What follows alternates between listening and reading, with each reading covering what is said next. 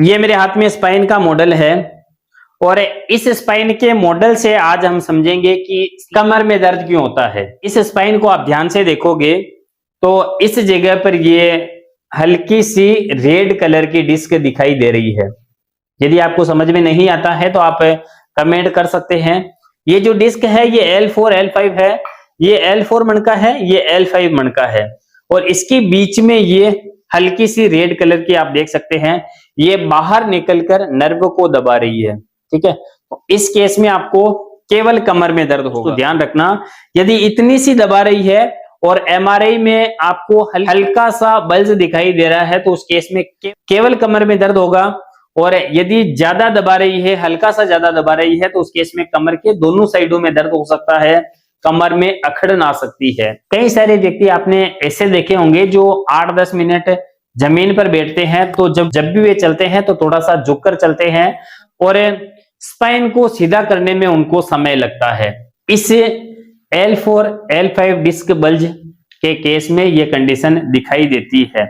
ये जो डिस्क है इन दोनों वर्टिब्रा पर जोर लगने की वजह से, झटका लगने की वजह से, लंबे समय तक गलत तरीके से सोए रहने की वजह से, लंबे समय तक गलत तरीके से बैठने की वजह से, या फिर हम जब चलते हैं तो अपने स्पाइन के पोस्चर को सही नहीं रखते हैं तो उस केस में ये डिस्क अपने स्थान से बाहर निकलकर इस नस को दबाने लगती है। जब ये डिस्क बाहर निकलकर नस को दबाएगी तो उस केस में आपको कमर दर्द होगा और जब यही L5 S1 में बाहर निकलकर दबाएगी तो आपको सियाटिका का दर्द स्टार्ट हो जाएगा।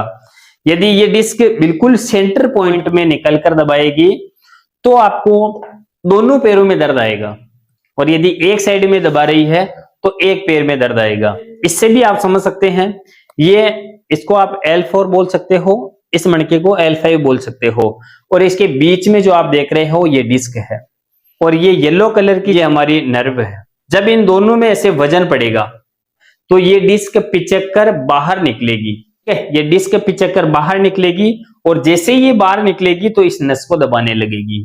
जब ये नस ज्यादा दबेगी तो उस केस में आपके पूरे पैर में दर्द आएगा, जलन के समान, बिजली के करंट के समान दर्द महसूस होगा और जब भी आप चलोगे तो आपके पैर में झटका लगेगा। इस तरह के लक्षण आपको दिखाई दे रहे हैं तो आपको समझना चाहिए कि ये डिस्क बहुत ही ज्यादा बाहर निकलकर इस नस को आवश्यकता से अधिक दबा रही है। इसे नर्व कंप्रेशन बोला जाता है। और सियाटिका की जो बात करें, L3 L4 L5 और सेक्रम रीजन के 3 नर्व, ये पांचों नर्व निकलकर कुल्ले में एक बड़ी नर्व का रूप लेते हैं जिसे सियाटिका नर्व बोलते हैं।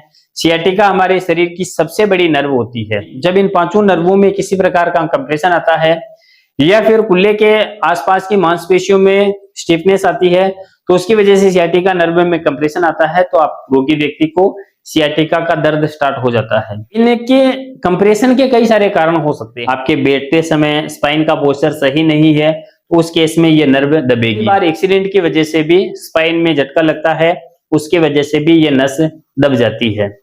जब ये नर्व आवश्यकता से अधिक दबेगी, जैसा मैंने पहले बताया, जब ये येलो कलर की नर्व आवश्यकता से अधिक दबेगी तो उस केस में सियाटिका का दर्द स्टार्ट होगा और कई बार नस के साथ साथ में ब्लड वेसल्स दबने की वजह से रोगी व्यक्ति का एक पैर पतला पड़ने लगता है। यदि आपके परिवार का कोई भी सदस्य सियाटिका, स्लिप डिस्क, नस के दबने की वजह से L4 L5 S1 के दर्द से परेशान है तो आप हमारे क्लिनिक विजिट कर सकते हैं और आसानी से समझ सकते हैं कि आपके दर्द का कारण क्या है। फिर भी यदि आपको समझ में नहीं आता है तो आप हमारे क्लिनिक विजिट कर सकते हैं। वह डिस्प्ले पे जो नंबर चल रहे हैं उस पे आप संपर्क कर सकते हैं। यदि आपके पास कोई रिपोर्ट है, एक्सरा है, MRI है तो इन्हीं नंबरों पर अपनी रिपोर्टें सेंड करके अपनी बीमारी से रिलेटिव जानकारी ले सकते हैं। यदि आप हमारे इस चैनल पर पहली बार आए हो तो मैं आपसे निवेदन करूंगा कि इस चैनल को सब्सक्राइब कर लीजिए और साथ में बेल आइकन का बटन जरूर दबा दीजिए ताकि जब भी हम नया वीडियो डाले तो उसका नोटिफिकेशन आप तक पहुंच जाए। दोस्तों, हमने हमारे क्लिनिक पर सैकड़ों लोगों को slip disc, sciatica, L4 L5 के दर्द से बिना ऑपरेशन उनको ठीक किया है।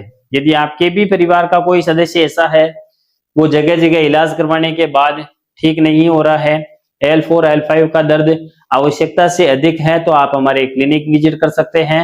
वह डिस्प्ले पे जो नंबर चल रहे हैं उन पे संपर्क कर सकते हैं। आज की वीडियो में बस इतना ही, मिलते हैं नेक्स्ट वीडियो में नए टॉपिक के साथ।